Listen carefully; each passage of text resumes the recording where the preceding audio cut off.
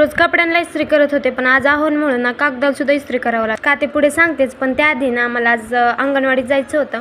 त्यामुळे ना सकाळी लवकर सगळं आवरून घेतलं. त्यानंतर लाडूला रेडी केलं आणि माझी ढमाबाई असं काही जरा जास्तच क्यूट दिसत होती बरं का. असं अंगणवाडीतून जाऊन आल्यानंतर लाडूला झोपी घातलं. स्वयंपाक सोडला तर घरातली बाकीची कामं सगळे तशीच राहिलेली होती. पटापट सगळा किचन वाटा आवरून घेतला आणि सकाळपासूनची भांडी तशीच होती ते सुद्धा घासून घेतली. आणि किचन वाटा साफ केलेलं सुख काय वेगळंच असतं, बरोबर ना. त्यानंतर घर वगैरे झाडून घेतले आणि फरशी सुद्धा पुसून घेतल्या. आणि येताना गावातून काही किराणा सुद्धा आणला होता, तो सुद्धा काढून ठेवला. आता घेतलेल्या सामानापेक्षा फ्री आलेलं सामान बघण्यात काय वेगळीच खुशी असते. मग काय म्हणलं, बाकीची कामं तर होतच राहतील, पहिल्यांदा जेवण करून घ्या. छान असं ताट रेडी करून जेवायला बसले. आता मी जेवण करते, तोपर्यंत तुम्ही चॅनलला सबस्क्राईब करून घ्या आणि या व्हिडिओला लाईक करा. आता काल हा कागद ना आहोंनी माझ्याकडे लिहायला दिला होता. सरकारी कामाचा होता आणि त्यांनी ना सकाळी फोटो काढून नेला होता. मला वाटलं काम झालं, मग मी काय तो नीट ठेवला नाही आणि तो चुरगळला होता. आहोनला आज लागत होता, मग त्याला इस्त्री करून दिली. त्यानंतर दुपारी जेवायला छान भात केला होता आणि आज ना राहिलेली कुट्टी सुद्धा भरायची होती. त्यासाठीच माणसं आले होते, त्यांच्यासाठी छान असा चहा बनवला. चला भेटूया उद्या, तोपर्यंत बाय.